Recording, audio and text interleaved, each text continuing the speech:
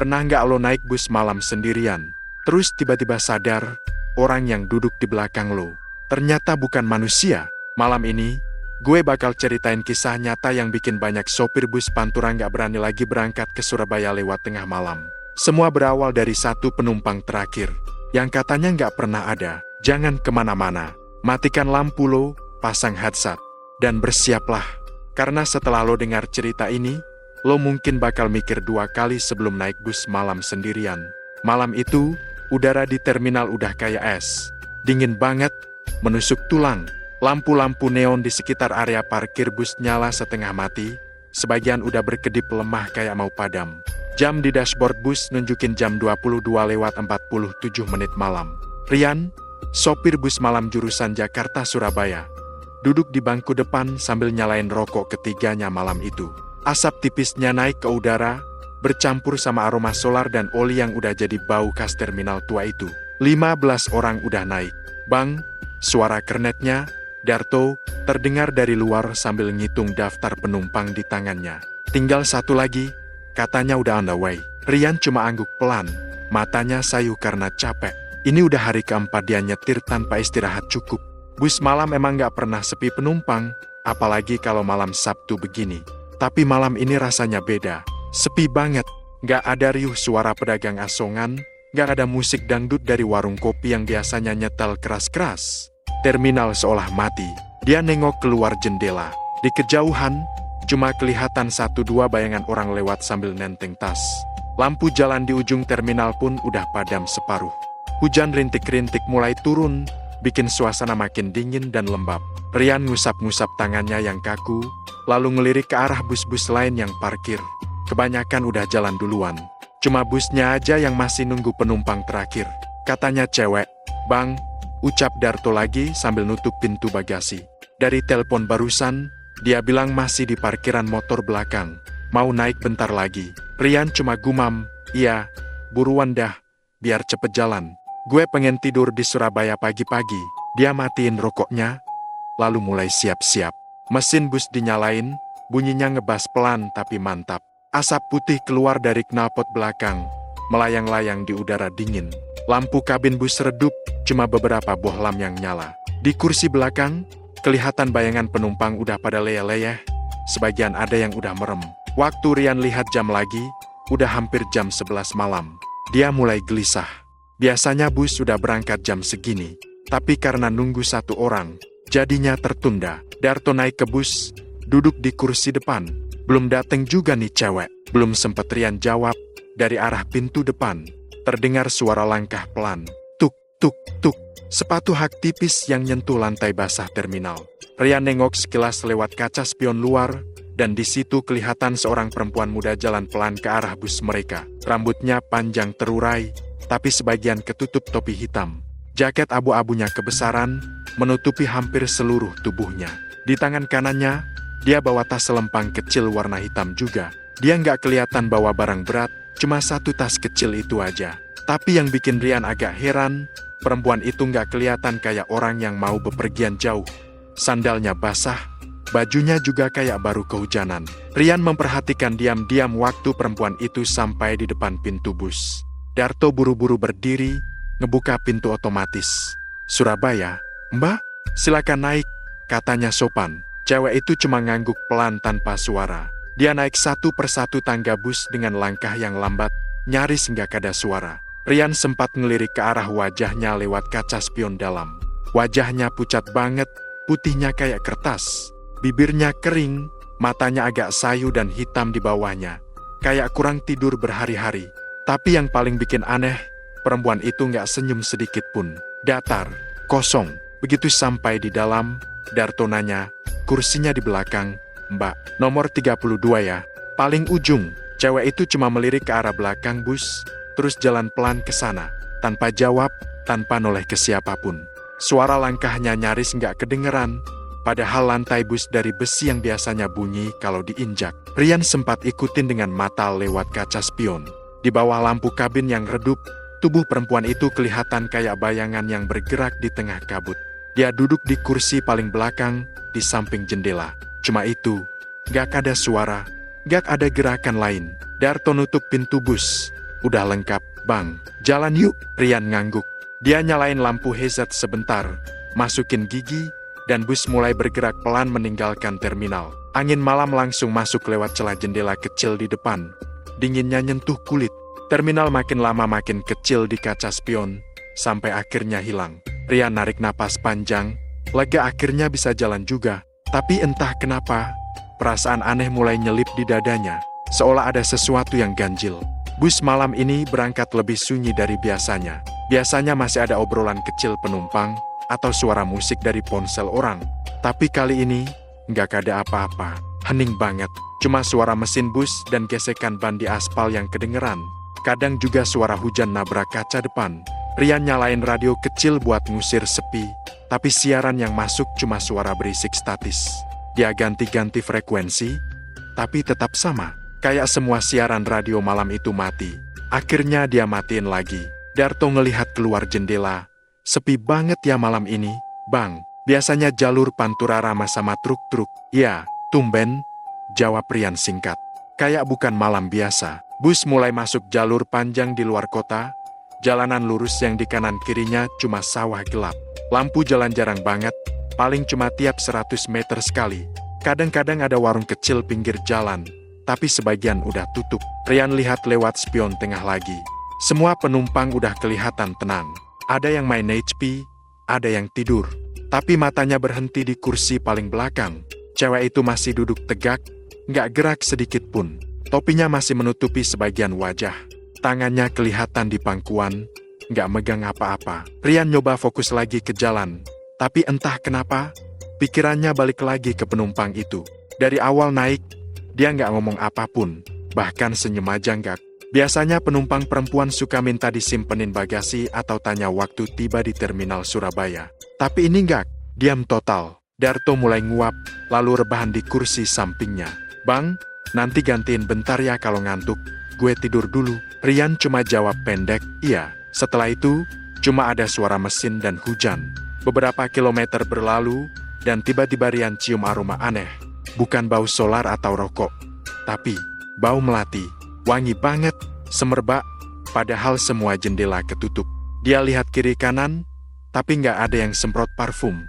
Penumpang juga kelihatan pada diam, nggak ada yang buka tas atau semprot apapun. Bau itu makin lama makin kuat, sampai bikin kepala agak pening. Rian mulai gelisah.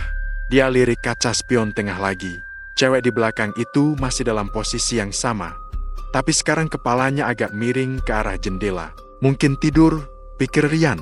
Tapi anehnya, rambutnya kayak berubah posisi. Padahal dia nggak lihat dia bergerak. Hujan makin deras, dan kaca depan bus mulai berkabut. Rian nyalain defogger. Wiper bolak-balik cepat, suara gesekannya kayak ritme yang menegangkan. Di luar sana, cuma ada jalan gelap panjang tanpa satupun kendaraan lewat. Seolah cuma bus mereka yang masih hidup malam itu. Beberapa kali Rian nyoba ngajak ngobrol Darto, tapi kernetnya udah terlelap. Akhirnya dia cuma bisa melawan ngantuk dengan nyalain rokok lagi. Asapnya tipis, tapi entah kenapa malah nambah sesak. Sesekali dia nengok lagi ke spion tengah. Sekarang bangku belakang kelihatan agak samar. Mungkin karena lampu kabin goyah kena guncangan jalan. Tapi anehnya, bayangan cewek itu kayak nggak jelas lagi. Kadang kelihatan duduk, kadang kayak hilang setengah. Rian ngusap mata. Gue ngantuk kali, ya, gumamnya. Tapi perasaan dingin mulai nyebar ke seluruh badan. Entah karena AC, atau karena hawa lain. Bus terus melaju menembus malam, hujan makin lebat. Cahaya dari lampu depan bus nyorot lurus ke jalan basah. Tapi kadang di sela-sela hujan, Rian kayak lihat sesuatu di pinggir jalan. Sosok putih berdiri di bawah pohon. Sekilas saja, begitu disorot lampu, langsung hilang. Dia tarik napas panjang, tangan di setir mulai keringetan. Dan dari kaca spion tengah, untuk pertama kalinya dia lihat sesuatu yang bikin darahnya dingin. Cewek di kursi belakang itu yang tadi duduk menghadap ke depan sekarang kepalanya menunduk ke samping, menghadap lurus ke arah spion. Seolah-olah dia tahu Rian lagi ngelihatin dia. Lampu bus berkedip sebentar, dan di pantulan kaca spion, Rian sempat lihat matanya. Hitam pekat, tanpa cahaya. Detik itu juga dia ngerem pelan, ngerasa jantungnya hampir copot. Tapi waktu dia nengok lagi, cewek itu udah balik ke posisi semula. Diam, duduk tegak, ngadep ke depan. Rian usap wajahnya, berusaha tenang. Tenang, Rian. Fokus saja ke jalan, bisiknya sendiri. Tapi malam itu, untuk pertama kalinya selama bertahun-tahun nyetir bus malam, Rian ngerasa busnya nggak cuma ngangkut manusia, ada sesuatu yang lain ikut di dalam situ. Dan penumpang terakhir itu bukan orang biasa. Udara di dalam bus makin lama makin dingin. Padahal AC nggak disetel tinggi. Rian ngelirik panel suhu, normal aja, tapi hawa yang keluar dari ventilasi bikin kulit merinding. Hujan di luar belum berhenti juga. Jalanan gelap, cuma cahaya lampu depan bus yang motong kabut tipis di udara. Suara hujan nabrak bodi bus terus-menerus, kayak ritme aneh yang bikin susah tenang. Jam udah nunjukin lewat tengah malam. Penumpang banyak yang udah tidur. Cuma ada 1-2 yang masih kebangun, mungkin gara-gara jalanan yang gak rata bikin kepala kejedut kaca. Darto, kernetnya, juga udah rebahan di kursi depan. Ngorok pelan, tapi masih sempat sesekali menggeliat. Rian terus nyetir, matanya fokus tapi pikirannya kemana-mana. Entah kenapa, dari tadi dia ngerasa kayak bus ini makin berat. Mesin kerja lebih keras dari biasanya, padahal jalanan datar dan gak banyak tanjakan. Kadang suaranya juga aneh, kayak ada beban tambahan di belakang yang bikin bus sedikit melambat. Tapi begitu dilihat dari spion, gak ada apa-apa. Lampu kabin masih nyala redup, bikin lorong tengah bus kelihatan samar. Di kursi paling belakang, cewek berjaket abu-abu itu masih duduk di tempatnya. Dari spion tengah, Rian bisa lihat siluetnya. Tegak, gak gerak, kayak patung. Topinya masih nutup sebagian wajah, dan tangan kecilnya kelihatan terlipat di pangkuan. Kadang Rian berpikir, kok bisa orang duduk segitu lamanya tanpa ganti posisi? Dia coba buang pikiran itu, ambil rokok, nyalain, lalu hirup dalam-dalam. Tapi baru 3 kali hisap, rokok itu padam sendiri. Rian nyoba nyalain lagi, tapi koreknya macet. Sial, dari kaca depan, cahaya petir nyambar di kejauhan. Sekejap, seluruh kabin bus kelihatan terang. Dalam pantulan cahaya itu, Rian sempat lihat pantulan kaca spion tengah. Dan di situ, cewek yang tadi duduk di kursi paling belakang udah nggak di sana. Rian kaget, spontan nengok lagi ke kaca spion. Tapi pas dilihat, kursi belakang kosong. Dia tarik napas cepat, mungkin ketutupan bayangan. Pikirnya, mencoba nenangin diri. Tapi matanya nggak bisa lepas dari spion itu. Detik demi detik lewat, dan kursi belakang masih kosong. Dia melirik sebentar ke lorong belakang bus. Dari tempat duduknya, Rian cuma bisa lihat sampai kursi nomor 29. Setelah itu, cahaya lampu kabin mulai redup, jadi bagian paling belakang nggak kelihatan jelas. Tapi rasanya, kayak ada sesuatu di sana. Bayangan samar. Mungkin, Darto tiba-tiba bangun dan nyengir, "Bang, kopi nggak? Gue masih punya termos." Rian kaget dikit tapi langsung jawab, "Boleh, bikin deh. Dingin banget nih." Darto berdiri, buka tas kecil di bawah bangkunya, lalu ambil 2 gelas plastik. Pas dia lagi tuang kopi, Rian buru-buru bilang, jangan lihat belakangnya." "Kenapa?" "Gak apa-apa, gelap aja." Lampu belakang kayaknya redup. Darto nengok sedikit, tapi Rian cepat-cepat ngelirik dia tajam. "Udah, bikin aja kopinya." Bus terus melaju, dan kopi panas itu sedikit bantu Rian buat tetap melek. Tapi tetap aja, hawa dingin di dalam bus makin aneh. Bukannya hangat, malah makin menusuk. Kadang Rian ngerasa kayak ada hembusan udara dingin dari arah belakang. Padahal semua jendela ketutup rapat. Sekitar 1 jam kemudian, bus masuk ke daerah hutan kecil di pinggir jalur Pantura. Jalan di situ dikenal sepi banget. Kiri kanannya pohon-pohon tinggi, gelap, kayak terowongan. Rian sedikit ngerem, karena jalan agak menanjak dan licin. Hujan mulai reda, tapi kabut turun tebal. Di tengah kabut itu, Rian lihat sesuatu di jalan depan. Bayangan seseorang berdiri di tengah jalan. Dia langsung injak rem pelan, bus melambat, dan lampu depan nyorot sosok itu lebih jelas. Sekilas kelihatan kayak perempuan. Rambutnya panjang, baju putih, berdiri diam nunduk. Bang, itu orang." Darto ikut nengok. Rian gak jawab, tangannya keringetan. Lampu bus nyorot makin dekat, tapi sosok itu gak bergerak sama sekali. Pas jarak udah tinggal beberapa meter, tiba-tiba, sosok itu hilang. Cuma begitu aja. "Anjir!" Darto spontan teriak. "Gue juga lihat kan?" Rian langsung jawab cepat, nadanya tinggi. "Iya, tapi kok bisa hilang gitu aja?" Rian gak jawab lagi. Dia gas pelan, bus jalan lagi. Tapi jantungnya masih deg-degan. Darto diem aja, matanya ngeliatin kaca depan. Bus makin dalam masuk ke jalan berkabut itu, dan di kabin belakang, semua penumpang masih tidur. Rian nyoba fokus lagi, tapi di kaca spion tengah dia lihat sesuatu yang bikin dia langsung merinding. Cewek berjaket abu-abu itu udah balik duduk di kursinya. Padahal tadi, jelas banget kursinya kosong. Sekarang dia ada di sana lagi, posisi duduknya masih sama. Tegak, kepala sedikit miring, cahaya dari luar nyorot sedikit lewat jendela belakang, dan di situ Rian lihat sesuatu di pipinya. Kayak noda hitam, mungkin rambut basah yang nempel, tapi bentuknya aneh. Persis kayak bekas luka atau gosong. Rian buru-buru balik fokus ke jalan. Jangan mikir, gumamnya dalam hati. Tapi makin dia coba ngelupain, makin jelas bayangan perempuan itu di kepala. Setelah lewat hutan kecil, bus sampai di daerah Restaria Tua. Tempat itu kecil, cuma ada satu warung kopi yang masih buka, lampunya kekuningan, samar di balik gerimis. Rian ambil keputusan buat berhenti sebentar. Kita ngopi bentar, Dar. Gue butuh napas. Darto ngangguk. Siap, Bang. Bus pelan-pelan berhenti di pinggir rest area. Penumpang sebagian kebangun, beberapa turun buat ke toilet. Darto turun duluan. Rian matiin mesin, tapi nggak langsung keluar. Dia nengok lagi ke belakang. Kursi belakang kosong lagi. Dia berdiri pelan, jalan ke lorong tengah bus. Satu persatu kursi dilewatin, tapi nggak ada siapapun di bangku paling belakang. Cuma jaket abu-abu yang terlipat rapi di kursi. Jaket itu sama persis kayak yang dipakai perempuan tadi. Tangannya gemetar waktu dia nyentuh jaket itu. Dingin banget, basah juga. Kayak abis kehujanan. Dia mundur pelan, terus buru-buru keluar bus. Di luar, udara malam lebih dingin lagi. Darto udah duduk di bangku warung, ngerokok sambil ngopi. Bang, sini, anget nih, katanya. Rian duduk, tapi pikirannya masih ke dalam bus. Dia nanya pelan, tadi pas kita berhenti, lo lihat cewek yang duduk di belakang gak? Darto ngelihat bingung, cewek mana? Yang naik terakhir di terminal. Lah, nggak ada? Bang, dari tadi gue keliling bus, kursi paling belakang kosong. Dari berangkat juga kosong, kok? Rian kaku. Matanya langsung ke arah bus yang parkir di depan mereka. Lewat kaca gelapnya, samar kelihatan lorong tengah bus yang kosong. Tapi saat kilat nyambar di langit, di kaca bus itu muncul pantulan samar. Kayak ada seseorang duduk di kursi belakang. Lo yakin banget nggak ada, Dar? Tanya Rian lirih. 100%, Bang. Rian nggak jawab. Tangannya dingin banget.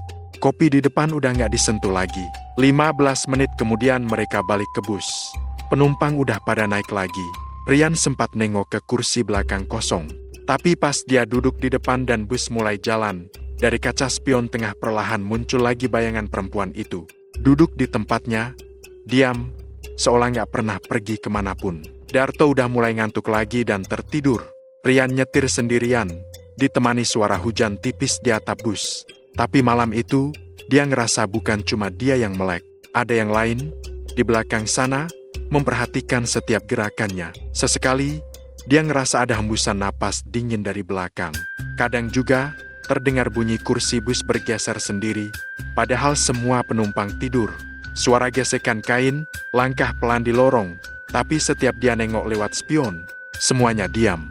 Hujan di luar makin pelan. Langit mulai terang samar-samar, tanda dini hari udah dekat. Tapi buat Rian, malam itu terasa panjang banget, kayak nggak habis-habis. Setiap kali dia mau yakin semuanya cuma halusinasi, cewek itu muncul lagi di spion. Duduk, nunduk, dan kadang kayak tersenyum kecil. Rian mulai baca doa pelan. Tapi entah kenapa, saat bibirnya komat kamit, dari arah belakang muncul suara pelan suara perempuan. Tapi berat dan serak. Pak, saya mau turun di depan jembatan. Ya, Rian berhenti baca. Tangannya langsung lepas dari setir. Dia nengok ke spion, tapi yang dilihat cuma kursi kosong. Suara itu muncul lagi, lebih jelas, kayak berbisik tepat di belakang telinganya. Pak, turunin saya di depan jembatan itu. Napas Rian tercekat. Dia refleks injak rem pelan-pelan. Bus melambat. Darto kebangun karena guncangan. Loh, kenapa, Bang? Kayak ada orang mau turun. Jawab Rian pelan. Orang mana? Rian gak jawab. Matanya terus ke spion. Tapi kursi belakang tetap kosong. Bus berhenti di pinggir jalan. Di luar, jembatan tua terlihat di depan, diselimuti kabut. Air sungai di bawahnya bergemuruh pelan. Pintu belakang bus tiba-tiba kebuka sendiri, cetek. Suara hidroliknya panjang. Angin dingin langsung masuk, nyapu kabin bus. Rian dan Darto sama-sama bengong. "Bang, itu pintu bisa kebuka sendiri gitu?" "Harusnya nggak bisa," jawab Rian pelan. Udara malam makin dingin. Dari kaca spion, Rian lihat sesuatu di luar jembatan. Sosok perempuan berdiri diam, pakai jaket abu-abu, topi hitam, dan menatap ke arah bus. Petir nyambar sekali, dan sosok itu hilang. Pintu bus nutup lagi pelan-pelan. Darto udah pucat, matanya lebar. "Bang, ayo jalan, ayo cepat." Rian gak banyak pikir, langsung injak gas. Bus jalan lagi, ninggalin jembatan itu di belakang. Tapi hawa dingin gak pergi, malah makin menusuk. Rian tahu satu hal malam itu. Perempuan yang dia lihat bukan manusia biasa. Dan entah kenapa, dia merasa kalau sosok itu belum benar-benar turun. Bus terus melaju di tengah malam. Jalanan sudah mulai menanjak pelan, memasuki kawasan hutan jati di perbatasan Ngawi. Udara terasa makin dingin, dan kabut mulai turun dari atas bukit. Lampu depan bus berjuang menembus tebalnya kabut, sementara suara jangkrik dan burung malam sesekali terdengar dari luar jendela. Rian masih fokus nyetir, matanya sesekali ngelirik kaca spion tengah. Di spion, dia lihat bayangan penumpang terakhir itu masih duduk di belakang. Kepala perempuan itu miring ke kanan, seperti lagi tidur. Tapi yang bikin Rian agak gelisah, setiap kali bus melewati lampu jalan, dia nggak lihat ada bayangan wajah di sana, cuma rambut panjang dan topi hitam yang nunduk. "Bang, kopi?" tanya kernetnya, Joko, sambil nyodorin gelas plastik kecil. Rian mengangguk. "Kasih aja sini. Dingin banget malam ini." Mereka ngobrol ringan sebentar buat ngilangin ngantuk. Tapi di tengah obrolan, tiba-tiba Joko noleh ke arah bangku belakang. Bang, lo lihat nggak? Penumpang belakang itu dari tadi nggak gerak sama sekali." "Ya." Rian melirik lewat spion lagi. "Iya, kayaknya tidur deh. Tapi dari tadi, pas gue lihat waktu kita berhenti di pos Palang Jogorogo, dia nggak turun, nggak minum, nggak ke toilet, nggak ngapa-ngapain." Rian diem. Dia nggak mau bikin suasana makin aneh. "Mungkin capek banget," katanya akhirnya. "Penumpang begini udah biasa." Joko mengangguk, tapi wajahnya masih kelihatan nggak tenang. Bus terus melaju, dan suasana makin hening. Cuma suara mesin dan roda yang bersinggungan dengan aspal basah. Di luar, kabut semakin tebal. Rian harus memperlambat laju kendaraan karena jarak pandang makin pendek. Tiba-tiba, suara klik dari belakang terdengar seperti suara sabuk pengaman ditarik cepat. Rian refleks melirik ke spion. Tapi anehnya, bangku paling belakang yang tadi ditempati perempuan itu kosong. Rian langsung ngerem perlahan. "Jok, lihat deh ke belakang. Cewek itu kemana?" Joko berdiri, jalan pelan di lorong bus. Beberapa penumpang lain yang masih bangun ikut nengok. Begitu sampai di belakang, Joko berdiri diam beberapa detik. "Bang, kosong. Enggak ada siapa-siapa di sini." Rian menoleh dari kursi kemudi.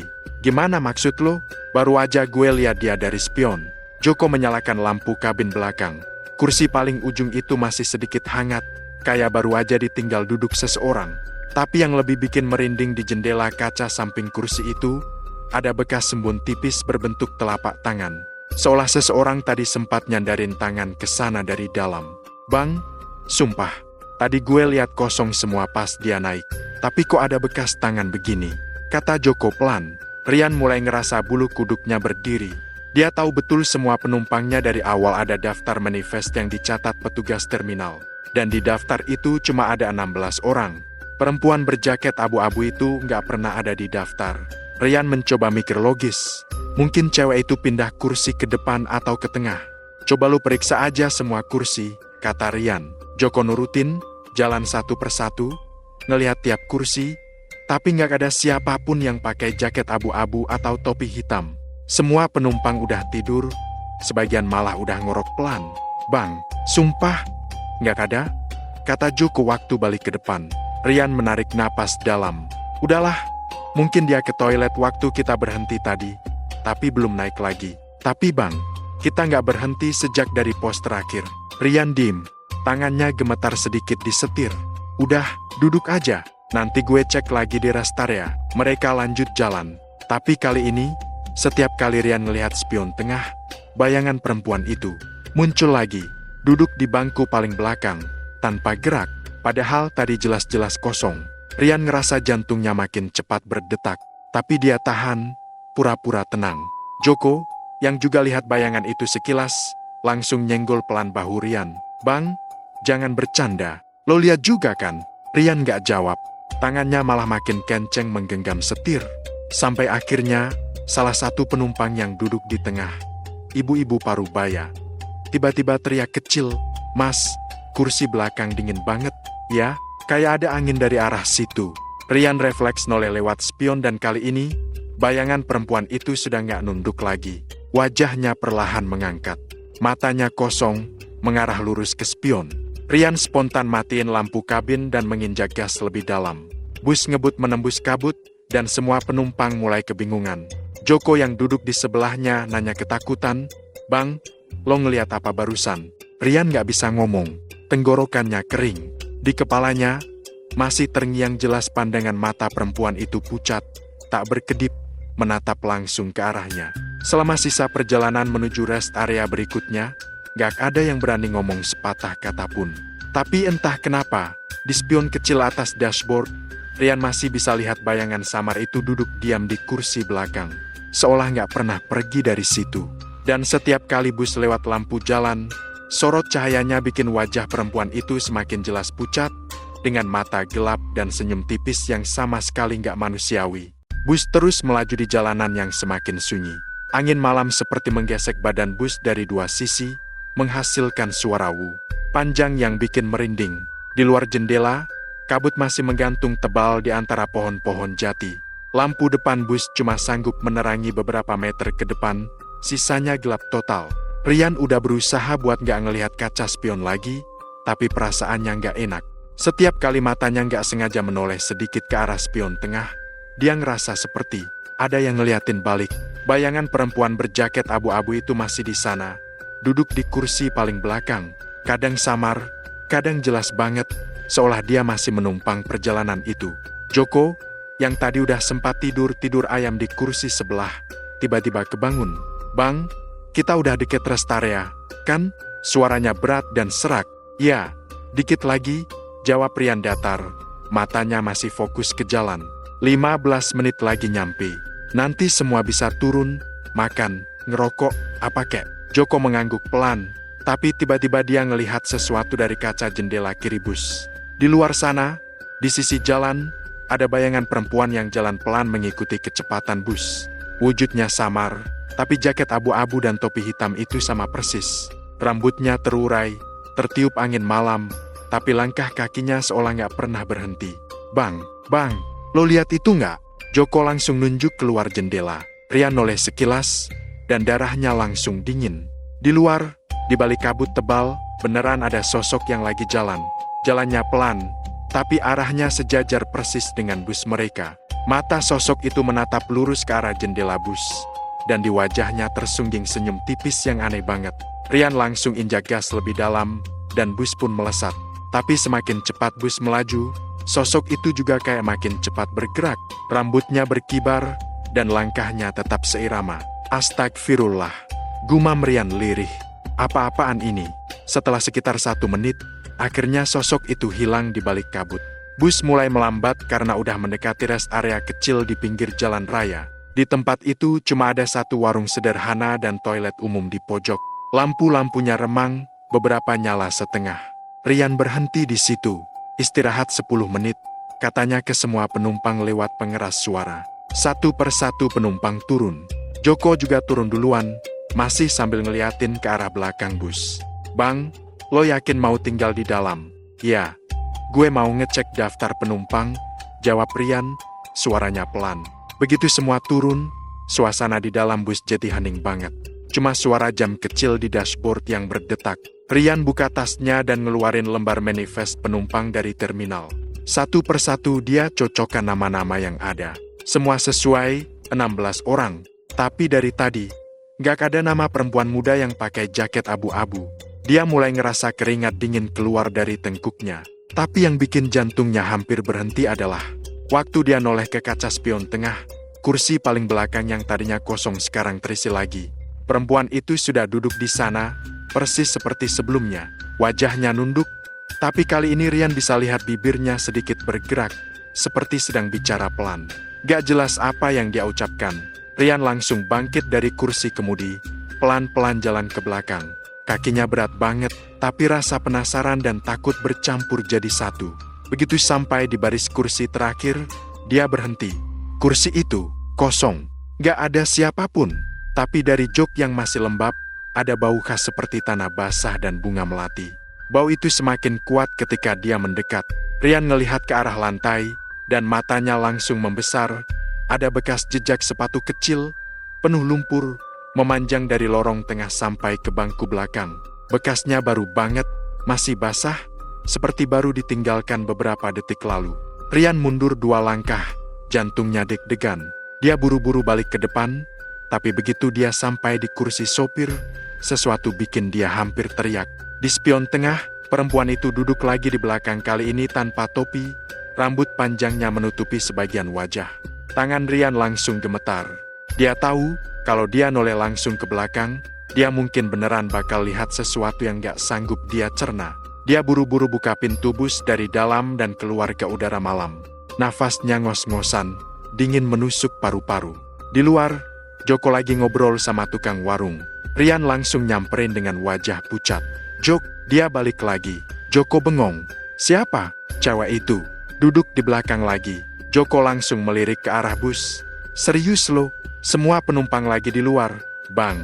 Rian cuma bisa ngangguk lemah. "Gue lihat jelas di spion." Tanpa mikir panjang, Joko ngajak 2 orang penumpang laki-laki yang kebetulan udah selesai makan buat bantu ngecek ke dalam. Mereka bertiga naik bareng. Bus sepi, hening banget, cuma suara angin dari ventilasi kecil yang terdengar. "Coba nyalain lampu," kata Joko. Begitu lampu kabin nyala, mereka semua ngerasa jantungnya berhenti sejenak. Di kursi paling belakang, memang gak ada siapapun. Tapi di jok itu, tertinggal topi hitam, lembab dan dingin, seperti baru aja dipakai. Di atasnya, menempel rambut panjang 1 helai, basah dan melengkung di ujungnya. Salah satu penumpang yang ikut ngecek langsung melangkah mundur, wajahnya pucat. "Bang, itu kayaknya rambut manusia." Rian gak sanggup ngomong. Dia cuma bisa lihat topi itu sambil nahan napas. Tiba-tiba lampu kabin berkedip 2 kali, lalu padam sendiri. Dalam gelap, terdengar suara pelan dari arah belakang bus. Suara perempuan, serak dan berat. "Bang, saya, udah sampai belum?" Joko langsung loncat turun dari bus. Rian menyusul tanpa pikir panjang. 2 penumpang lainnya ikut kabur. Mereka semua berdiri di luar, gemetar. Lampu bus nyala lagi tiba-tiba, tanpa ada yang nyalain. Dari luar, lewat kaca belakang bus, terlihat sosok perempuan itu duduk manis di kursi paling ujung. Wajahnya datar, matanya kosong, tapi senyumnya lebar banget. Warung kecil di pinggir jalan itu tiba-tiba jadi saksi hening, cuma angin malam yang berdesir. Rian dan Joko saling pandang, gak ada yang berani ngomong sepatah kata pun. Perempuan itu masih duduk di sana, menatap lurus ke depan, menunggu bus berangkat lagi. Rian berdiri kaku di luar bus. Napasnya berat dan pendek. Malam itu terasa lebih dingin dari biasanya, seolah udara ikut membeku bersama ketakutannya. Di depan, lampu warung berkedip pelan, menerangi wajah-wajah penumpang yang mulai panik. Sebagian sudah berbisik-bisik, ada yang nekat ngeluarin ponsel buat ngerekam dari jauh, tapi tak satu pun yang berani mendekat. "Bang," suara Joko pelan, hampir kayak bisikan. "Itu cewek, masih di dalam, kan?" Rian gak langsung jawab. Dia cuma bisa melirik lewat kaca jendela belakang bus. Sosok itu masih di sana, duduk tegak di kursi paling belakang, tapi kali ini wajahnya tidak lagi nunduk. Ia menatap lurus ke arah depan bus, ke arah Rian. Perlahan, cahaya dari lampu luar menembus kaca, dan Rian bisa lihat dengan jelas mata perempuan itu kosong, seolah hitam seluruhnya tanpa bola mata. Di pipinya menempel sesuatu seperti bekas darah kering. Jaket abu-abunya tampak basah di bagian lengan. Dan yang paling membuat darah Rian beku, senyumnya yang lebar itu kini berubah jadi tatapan datar penuh kebencian. "Bang Rian, kita cabut aja yuk." "Gak usah lanjut dulu," kata Joko cepat, sambil narik ujung jaket Rian. Rian geleng pelan. "Gak bisa, Jok, kita bawa penumpang. Mereka harus sampai." "Ya tapi gimana kalau cewek itu bukan manusia?" Rian terdiam. Kalimat itu seperti menghantam pikirannya keras-keras. Ia menarik napas dalam, berusaha berpikir rasional. Udah, 10 menit lagi kita berangkat. Kalau dia nggak keluar juga, biarin. Tapi bahkan sebelum 10 menit itu lewat, sesuatu terjadi. Lampu bus di dalam tiba-tiba nyala semua, terang banget. Dari luar, para penumpang bisa lihat jelas seluruh isi kabin. Perempuan itu sudah tidak duduk di belakang. Bang, dia hilang lagi, kata salah satu penumpang, suaranya gemetar. Rian melangkah maju, mendekati pintu bus yang masih terbuka. Mungkin turun lewat belakang, tapi sebelum dia naik, dari dalam terdengar suara langkah pelan tak, seperti sepatu perempuan berhak tipis yang berjalan di lantai bus. Semua langsung diam. Langkah itu makin dekat ke arah depan, tapi nggak ada siapapun yang kelihatan lewat jendela. Joko menelan ludah. Bang, dia keluar lewat mana sih? Rian nggak jawab. Tangannya meraih pintu bus, tapi tiba-tiba, pintu itu menutup sendiri keras banget. BRK. Semua orang terkejut. Beberapa penumpang perempuan menjerit kecil. Dari dalam bus, terdengar suara kursi diseret, lalu suara sesuatu yang jatuh. Rian spontan nyoba buka pintu, tapi sistem otomatisnya terkunci. Kunci cadangan yang dia pegang gak bisa muter sama sekali. Bang, ada yang ngunci dari dalam, seru Joko panik. Rian nekan-nekan tombol pintu berulang kali, tapi hasilnya nihil. Bus itu seperti punya kemauan sendiri. Lampu dalam padam lagi, dan kini hanya bayangan samar di dalam yang bergerak pelan seperti seseorang berjalan menyusuri lorong kursi. Dari luar, penumpang-penumpang mulai teriak minta Rian buka pintu. Tapi Rian hanya bisa mematung. Jari-jarinya kaku di atas tombol. Lalu terdengar suara dari dalam bus. Suara perempuan pelan, bergetar, tapi jelas. Bang, saya udah sampai belum? Nada suaranya datar, tapi entah kenapa terdengar seperti menggema dari jauh. Rian mundur 2 langkah. Wajahnya pucat, matanya nggak lepas dari kaca pintu bus yang tertutup. Perlahan, bayangan itu muncul di balik kaca. Sosok perempuan dengan wajah putih pucat, rambut panjang menutupi sebagian wajah, dan mata yang kosong.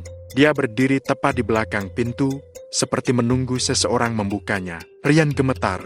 Jok, lo lihat kan? Joko cuma bisa mengangguk cepat. Bibirnya gemetar hebat, sampai nggak sanggup bicara. Lalu terdengar bunyi klik. Pintu terbuka perlahan dengan sendirinya. Angin dingin langsung keluar dari dalam bus, seperti ada sesuatu yang ikut terbebas. Perempuan itu melangkah turun. Gerakannya pelan, tapi kaku. Setiap langkahnya meninggalkan bekas lumpur di lantai semen. Rambutnya basah dan menetes, meskipun malam itu nggak hujan. Semua orang di warung dan para penumpang langsung mundur ketakutan. Rian cuma bisa berdiri di tempat, gak sanggup ngelakuin apapun. Sosok itu berdiri di depan pintu bus, menunduk sedikit. Lalu dengan suara lirih, ia berkata, "Saya cuma mau pulang, Bang." Setelah itu, dia melangkah ke arah jalan, menyusuri tepi aspal yang diselimuti kabut. Langkahnya terus pelan sampai akhirnya lenyap di antara pepohonan gelap. Hening, gak ada yang berani ngomong. Setelah beberapa menit, Joko baru sadar tangannya masih gemetar. Bang, lo lihat tadi, dia hilang gitu aja. Rian mengangguk pelan. Iya, kayak ditelan kabut. Beberapa penumpang mulai nangis kecil, sebagian yang lain langsung masuk ke warung buat berlindung. Tapi Rian masih berdiri di situ. Entah kenapa, ia ngerasa perempuan itu belum benar-benar pergi. Dan benar aja, saat dia balik lagi ke bus untuk memastikan keadaan, ada sesuatu di kursi belakang sebuah tiket kertas lusuh yang basah. Tulisan di atasnya sudah pudar, tapi Rian bisa baca samar-samar, Surabaya penumpang, Ratna, ke 2002. Tangannya gemetar waktu nyentuh tiket itu. Tahun 2002, itu 23 tahun yang lalu. Tiba-tiba, dari luar bus terdengar suara bisikan pelan suara perempuan yang sama, dekat banget di telinganya. Bang, saya belum sampai. Lampu bus mati total. Dan di kaca spion depan, Rian lihat sesuatu yang bikin darahnya berhenti mengalir. Perempuan itu duduk lagi, di kursi belakang, menatap ke arahnya, dan tersenyum. Rian berdiri terpaku di depan bus, keringat dingin membasahi lehernya meski udara malam begitu menusuk. Napasnya tersengal-sengal. Di dalam, sosok itu masih duduk di kursi paling belakang. Tidak bergerak, tidak berkedip, cuma duduk diam, menatap lurus ke arahnya lewat kaca spion yang kini seolah menjadi mata setan. Joko pelan-pelan jalan mendekat, wajahnya pucat. Bang, udah, kita tinggalin aja busnya, biar penumpang naik armada lain besok pagi. gue nggak mau lagi nyetir ini. Rian menatap Joko, tapi matanya kosong. Kalau bus ini ditinggal, tanggung jawab kita ke perusahaan gimana? Jok, semua orang bakal nanya kenapa. Lo pikir mereka bakal percaya? Bang, percuma mikirin itu sekarang. Lo nggak lihat apa yang kita lihat barusan? Suara Joko meninggi sedikit, tapi jelas bergetar karena takut. Dia balik lagi. Bang, cewek itu balik lagi. Rian terdiam. Suara Joko memantul di telinganya, tapi pikirannya kayak beku. Ia masih memandangi bus, menatap kaca depan yang perlahan dipenuhi kabut dari dalam. Seolah ada hawa dingin yang keluar dari tubuh perempuan itu dan menyelimuti sisi kabin. Dari warung kecil di pinggir jalan, beberapa penumpang memperhatikan dengan wajah ketakutan. Ada yang sudah menelpon keluarga, ada yang berdoa pelan sambil memegang tasbih. Dan ada pula yang cuma duduk diam sambil menatap bus itu seperti melihat sesuatu yang tidak semestinya ada di dunia ini. Rian akhirnya menarik napas panjang. Oke, gue mau coba satu hal. Tanpa menunggu jawaban, dia jalan pelan ke arah pintu bus. Joko langsung nyegah. Bang, jangan, lo gila. Tapi Rian tetap buka pintu dan naik. Langkahnya berat, tapi pasti. Setiap langkah yang dia ambil, lantai bus berderit pelan. Suara itu menggema di seluruh kabin yang hening. Udara di dalam bus terasa jauh lebih dingin dari luar. Seperti berada di ruang pendingin yang mati lampunya. Lampu kabin padam sepenuhnya. Rian cuma mengandalkan senter kecil dari ponselnya. Cahaya putihnya menyorot sepanjang lorong kursi, memantul di jendela yang basah oleh embun. Dan di ujung sana, ia melihatnya lagi. Sosok perempuan itu duduk tegak di kursi belakang. Wajahnya menunduk. Rambut panjangnya menutupi sebagian besar wajahnya. Jaket abu-abunya tampak lusuh dan kotor, seperti habis jatuh di lumpur. Rian menelan ludah. Enggak, suaranya pelan, hampir tidak keluar. Kalau memang mau turun, bilang aja ke saya sopirnya. Jangan ganggu penumpang lain. Enggak ada jawaban. Rian melangkah maju lagi, setengah meter demi setengah meter. Setiap langkah yang diambil bikin bulu kuduknya makin berdiri. Bau melati bercampur bau tanah basah makin menyengat. Enggak, katanya lagi. Saya cuma mau bantu. Tiba-tiba, perempuan itu mengangkat kepala perlahan. Gerakannya pelan, tapi bunyi sendi lehernya terdengar jelas. Krak, krak. Membuat Rian refleks mundur satu langkah. Wajahnya kini terlihat jelas. Kulitnya pucat kehijauan, bibirnya kebiruan. Di bawah matanya ada bekas luka panjang seperti goresan. Dan matanya kosong. Seolah hitam seluruhnya tanpa putih sedikit pun. Bang, suaranya lirih, parau, seperti keluar dari tenggorokan yang kering. Saya, ketinggalan, barang. Rian gemetar. Barang? Barang apa? Mbak, perempuan itu menatap lurus ke arahnya. Anak saya. Sekujur tubuh Rian langsung lemas. Ah, anak, suaranya hampir tak terdengar. Anak saya. Waktu itu, duduk di sini. Ia menunjuk kursi sebelahnya. Tapi bus ini, nabrak, semua, mati. Suara perempuan itu berubah pelan-pelan, makin berat dan makin serak. Rian bisa merasakan hawa dingin menjalar dari ujung kaki ke kepala. Bus ini, sama, jurusan yang sama, sopirnya beda, tapi tempatnya sama. Rian mundur, matanya mulai panas. Enggak, saya nggak tahu apa yang terjadi waktu itu. Tapi tiba-tiba, perempuan itu berteriak. Suaranya melengking tinggi sampai speaker bus bergetar. Balikin anak saya. Cahaya ponsel Rian langsung padam. Lampu bus nyala sendiri, menyilaukan. Dan di setiap bangku, kini terlihat bayangan samar penumpang-penumpang lain yang duduk diam. Wajah mereka pucat dan penuh luka. Mereka semua menatap ke arah Rian dengan mata kosong. Rian jatuh terduduk. Tangannya gemetar hebat. Suara perempuan itu masih menggema di telinganya. Tapi kini berubah jadi bisikan. Bus ini nggak pernah sampai. Bus ini berhenti di tempat yang sama. Dari luar, Joko yang menunggu mulai panik karena Rian nggak juga keluar. Dia nekat naik ke dalam. Tapi begitu sampai di tangga pintu, Joko langsung ngerasa hawa dingin menusuk tulang. Bang Rian, teriaknya. Rian menoleh perlahan. Wajahnya pucat, matanya merah. Tapi bukan karena nangis. Tatapan matanya kosong, seperti orang yang kehilangan arah. Dia gak mau pergi, bisik Rian lirih. Joko jalan pelan mendekat. Tapi begitu ia melangkah 2 langkah ke dalam bus, pintu bus menutup sendiri keras banget membuat semua orang di luar menjerit. Lampu-lampu di luar bus tiba-tiba padam. Bus itu bergetar sedikit, dan suara mesin menyala sendiri. Padahal kunci masih di kantong Rian. Joko langsung nyenggol Rian. "Bang, lo nyalain mesin." Rian geleng cepat. "Enggak, gue nggak ngapa-ngapain." Suara mesin makin keras. Lampu depan menyala, menembus kabut. Tapi anehnya, di kaca spion depan, sosok perempuan itu masih duduk di belakang dan kali ini, di sebelahnya ada bayangan kecil. Seperti anak kecil. Rian menatap spion itu dengan mata lebar. "Jok, lo lihat juga."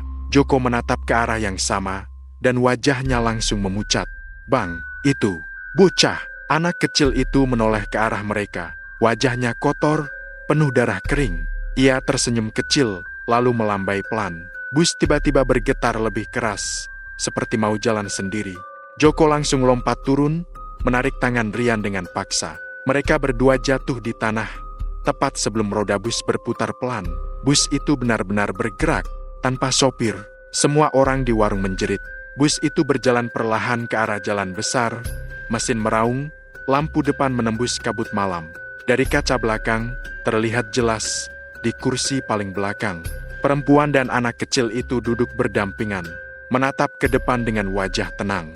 Sampai akhirnya bus itu menghilang di tikungan, menembus kabut, dan hening yang benar-benar sunyi. Joko menatap Rian, masih terengah-engah di tanah. "Bang, bus itu kemana?" Rian nggak bisa jawab, tapi entah kenapa, dari kejauhan, mereka masih bisa dengar samar suara mesin bus. Lalu berhenti perlahan, dan di antara kabut, ada bisikan kecil terdengar jelas. "Terima kasih, Bang, udah antar kami pulang." Pagi mulai datang, tapi langit di sekitar terminal itu tetap abu-abu. Kabut belum juga hilang meski matahari sudah tinggi di ufuk timur. Udara terasa berat, seperti menahan sesuatu yang belum tuntas. Rian duduk di bangku kayu dekat pos jaga, matanya kosong, wajahnya pucat. Joko duduk di sebelahnya, diam saja, menatap ke arah jalan yang semalam menelan bus mereka. Di sana, hanya ada sisa bekas ban di tanah basah, mengarah ke tikungan yang gelap dan berakhir begitu saja tanpa jejak kemana bus itu pergi. "Bang," suara Joko pelan banget. "Lo yakin bus itu beneran jalan sendiri?" Rian nggak langsung jawab. Tangannya masih gemetar pelan, seolah tubuhnya belum sadar sepenuhnya dari apa yang dia alami. Ia menatap ke arah jalan itu lama banget sebelum akhirnya bicara. "Gue nggak yakin itu mimpi, Jok, tapi gue masih bisa dengar suara mesinnya, masih bisa cium bau solar, dan..." Ia berhenti sejenak, menelan ludah. "Masih bisa lihat mereka." "Siapa?" "Perempuan itu, sama anaknya." Joko langsung merinding. "Lo jangan bercanda, Bang." Rian menatap ke arahnya, matanya merah dan sembab. "Gue nggak bercanda. Waktu bus itu jalan sendiri, gue sempat lihat kaca spion mereka senyum. Jok, tapi bukan senyum biasa. Senyum yang kayak udah lama banget nunggu bisa pulang." Hening lagi. Hanya suara angin yang berhembus di antara tiang terminal. Beberapa petugas pagi baru datang, heran lihat dua orang itu duduk tanpa bicara sejak subuh. Salah satu dari mereka, Pak Denny, menghampiri. "Lo, Rian, Joko, bus kalian mana?" Katanya semalam udah siap jalan ke Surabaya. Rian menoleh pelan, suaranya serak. "Busnya udah berangkat, Pak." Pak Denny mengerutkan kening. "Berangkat? Siapa yang nyetir?" "Bukan manusia, Pak," gumam Rian, hampir nggak terdengar. Pak Denny bengong, tertawa kecil, mengira mereka bercanda. Tapi waktu dia lihat wajah Rian dan Joko, tawa itu langsung lenyap. Wajah keduanya bukan wajah orang yang lagi ngelucu, tapi wajah orang yang baru aja keluar dari mimpi buruk. "Sudahlah, kalian istirahat dulu," kata Pak Denny sambil menepuk bahu Rian. "Mungkin kalian terlalu capek." Tapi bahkan Rian sendiri tahu, yang dia lihat bukan halusinasi. Karena tak lama kemudian, dari arah jalan tempat bus itu hilang, datang seorang warga tua yang tergopoh-gopoh. Nafasnya terengah, dan dia langsung bicara cepat. "Pak, tadi pagi saya lihat bus lewat ke arah sawah. Tapi aneh, jalannya pelan banget, dan gak ada sopirnya. Saya kira orang syuting film, tapi waktu saya kejar, busnya lenyap." Semua yang dengar langsung saling pandang. Rian cuma menunduk. "Surabaya," katanya pelan. Dia tetap mau ke Surabaya. Beberapa hari kemudian, berita aneh mulai tersebar. Orang-orang di jalur Pantura bercerita tentang bus malam jurusan Jakarta-Surabaya yang melintas sendirian di tengah malam. Lampunya nyala, mesinnya hidup, Tapi tak ada seorang pun di dalamnya kecuali bayangan samar di kursi belakang seorang perempuan dan anak kecil. Ada yang bilang mereka pernah berhenti di rest area, lalu menghilang begitu saja. Ada juga yang bilang bus itu kadang muncul di dekat jembatan tua. Selalu pada jam yang sama antara pukul 2 dan 3 dini hari. Dan setiap kali ada yang mendekat, bus itu perlahan kabur ke arah kabut, seperti dikejar waktu. Suatu malam, sekitar seminggu setelah kejadian itu, Rian bermimpi. Ia sedang duduk di kursi sopir, di dalam bus yang sama. Di kaca depan, hujan turun deras. Kabut menutupi jalan, tapi mesin menyala dengan suara lembut. Dari kaca spion, ia melihat perempuan itu duduk di belakang. Kali ini tersenyum lembut. Anak kecilnya tertidur di pangkuan. Bang, suara perempuan itu lembut sekali. Terima kasih udah antar kami pulang. Rian menatap mereka lewat spion. Matanya basah. Kalian udah tenang sekarang? Perempuan itu mengangguk pelan. Udah, tapi bus ini masih punya satu perjalanan lagi. Kemana? Tanya Rian pelan. Perempuan itu memandang lurus ke depan. Ke tempat asal semua arwah tersesat. Tiba-tiba lampu bus berkedip, suara mesin bergetar keras, dan Rian merasa seperti diseret oleh kekuatan tak terlihat. Ia terbangun dengan tubuh penuh keringat, napas memburu. Tapi suara mesin bus itu masih terdengar samar di luar jendela rumahnya, padahal rumahnya jauh dari terminal. Sejak malam itu, Rian berhenti jadi sopir. Ia jual busnya, pindah kerja jadi montir kecil di bengkel dekat rumah. Tapi setiap kali ada bus malam melintas, dia selalu menatap spionnya dari jauh. Takut kalau bus itu datang lagi. Kadang, tengah malam, suara klakson bus terdengar pelan di depan rumahnya. Bip, bip, lalu hening. Dan setiap kali itu terjadi, Rian cuma menutup mata dan berbisik pelan. Semoga kalian benar-benar udah sampai, Mbak.